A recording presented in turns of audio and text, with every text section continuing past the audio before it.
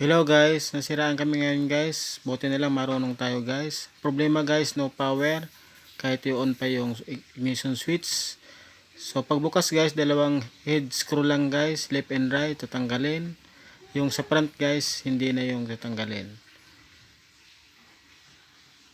So na-find out ko guys, sa mga ganitong problema, si engine fuse lang guys ang titingnan.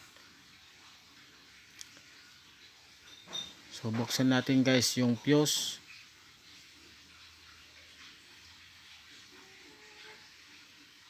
Tingnan natin yung guys yung fuse. So yan guys.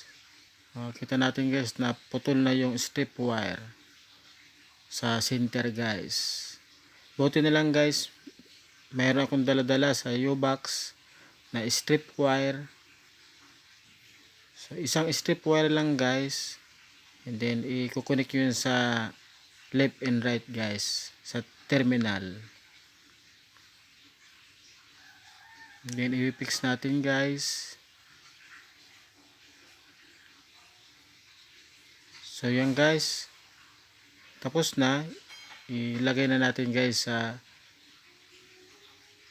fuse box holder. So yan guys,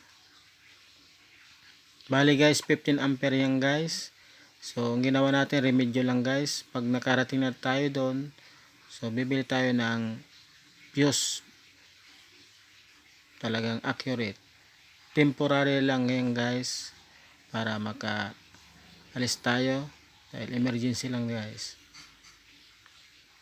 So i-on na natin guys. So yan, gumana na yung monitor sa dashboard. So okay na yan guys. So buti na lang guys, meron akong dalang tools and then yung mga magic na wire, pang emergency guys. So yan lang guys, salamat.